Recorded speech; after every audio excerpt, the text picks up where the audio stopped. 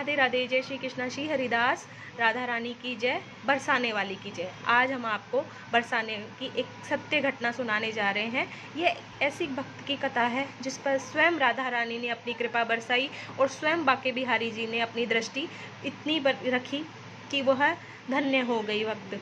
और इसीलिए हमारी करुणामयी सरकार को बरसाने वाली नहीं कहा जाता, वो खुद बरसाने वाली है और अपने भक्तों पर इतनी कृपा बरसाती है, इसलिए उनको बरसाने वाली कहा गया। और ये कथा आप पूरी सुनिएगा और कथा सुनते सुनते आपको आंसू नहीं रुक पाएंगे आपके, क्योंकि जब मैं ये कथा पढ़ रही थी तो मैं भी स्वयं अपने आंसू नहीं रोक पाई थी। इसलिए ये कथा पूरी सुनिएगा। राधे राधे। चलिए कथा स्टार्ट करते हैं। बरसाना की सच्ची घटना। रमा नाम की एक स्त्री थी जो किसी गांव में रहती थी। 5-6 बरस उसकी शादी को हो गए थे, लेकिन अभी तक कोई संतान नहीं थी। एक बार श्री राधा अष्टमी का उत्सव आया। गांव की औरतें बरसाना जा रही थी। औरतों ने कहा, तुम भी बरसाना चलो, राधा रानी बड़ी दयालु है, तुम्हारी गोद जरूर भरेगी। वह कभी 7-8 दिन अपने घर से बाहर नहीं रही थी। उसके पति और सास ने भी उसे जाने की आज्ञा दे दी। बस उसने मन में ठान लिया कि राधा रानी मेरी गोद जरूर भरेगी। जिस दिन उसे जाना था उसी दिन उसके पैर में चोट लग गई, चला भी नहीं जा रहा था। फिर भी वह स्त्रियों के संग यात्रा पर चल पड़ी। सारे रास्ते ट्रेन में राधा कृष्ण का जाप कीर्तन चलता रहा। इस प्रकार सभी स्त्रियों के साथ वह बरसाना पहुंच गई। सभी नहा धोकर राधा जी के मंदिर में जाने के लिए तैयार हुए। राधा जी के महल में जब जाते हैं तो ऊपर बहुत सी सीढ़ियाँ चढ़नी पड़ती है। जैसे सीढ़ियाँ चढ़ने लगे वह स्त्रियों को बोली, तुम लोग आगे आगे चलो, मैं धीरे धीरे सीढ़ियों से आ रही हूँ। पैर में चोट लगने की वजह से चला भी नहीं जा रहा था। 2-4 सीढ़ियाँ चढ़ने के बाद उसका पैर मुड़ गया और वह नीचे गिरने लगी। तभी एक 7-8 साल की कन्या ने उसका हाथ पकड़ लिया।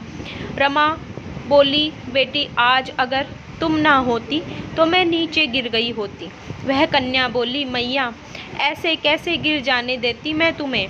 रमा ने पूछा, बेटी तुम्हारा नाम क्या है। वह बोली, लाडो नाम है मेरा, यही पास में रहती हूँ। वे दोनों सीढ़ियों पर बैठ गए। लाडो कहने लगी, मैया मेरे लिए क्या लाई हो, ना कोई जान पहचान और लाडो ऐसी बात कर रही है। रमा ने सोचा।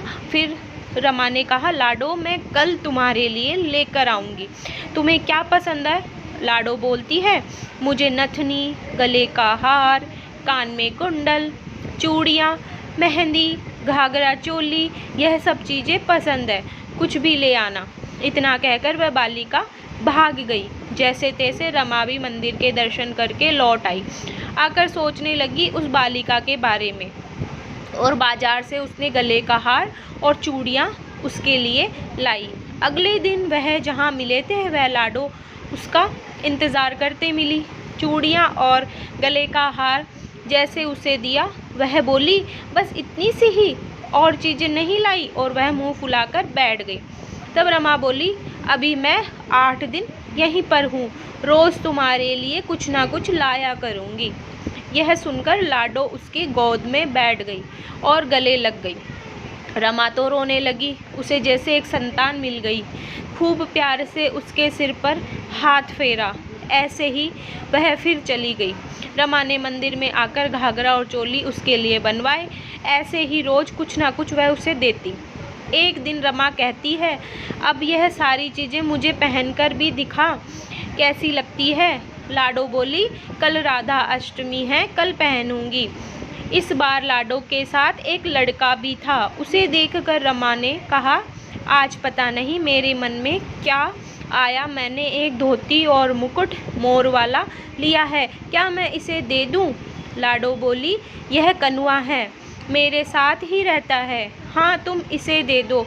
ऐसा कहकर वे दोनों सामान लेकर चले गए। अगले दिन राधा अष्टमी थी। जब रमा सीढ़ियों पर आई, वहाँ उसे आज कोई न मिला। बहुत इंतज़ार के बाद जब वह मंदिर में पहुँची तो वहाँ बहुत भीड़ थी। कीर्तन और नृत्य हो रहा था। इसी तरह भीड़ को चीरती हुई वह आगे पहुँची और वहाँ देख कर राधा जी को देखा और ठाकुर जी को भी देखा। वही सामान सब जो वह लाई थी उन्होंने धारण किया हुआ था।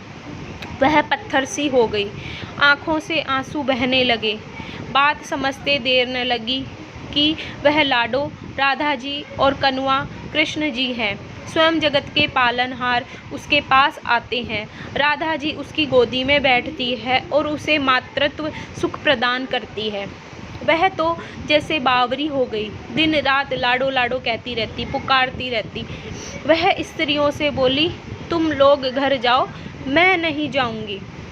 उसकी सास और पति भी उसे लेने आए, पर वह नहीं गई। अब तो प्रतिदिन वह सीढ़ियों पर बैठे बैठे आंसुओं से सीढ़ियाँ धोती, पलकों से बुहारती। ऐसा करते करते उसे 30 बरस हो गए। एक दिन एक बालिका उसका हाथ पकड़कर ऊपर अटालिका में ले गई। वहाँ जाकर बोलती है, लो आ गई तेरी लाडो। ऐसा कहकर बाहें फैलाकर रमा को बुलाने लगी और अपने गले लगा लिया। उस दिन रमा ऐसे गले लगी कि इस पार्थिव शरीर को छोड़कर सदा के लिए अपनी लाडो के पास चली गई। इस घटना से हम सबको यह सीख मिलती है कि जो भी आशा रखें, चाहे वह सकाम हो या निष्काम, भगवान से ही रखें। एक ना एक दिन अवश्य मिलते हैं। आशा एक राम जी से दूजी आशा छोड़ दे, नाता एक राम जी से दूजा नाता तोड़ दे। बोलिए भक्त और उनके भगवान की जय। बरसाने वाली सरकार की जय हो। श्यामा प्यारी कुंज बिहारी की जय। श्री कुंज बिहारी श्री हरिदास। जय जय श्री राधे। राधे राधे। आपको हमारी कथा कैसी लगी? अगर आपको हमारी कथा अच्छी लगी हो तो हमारे चैनल को ज़रूर से सब्सक्राइब कीजिएगा और ज़्यादा से ज़्यादा शेयर कीजिएगा और कमेंट में राधे राधे ज़रूर लिखिएगा। राधे राधे।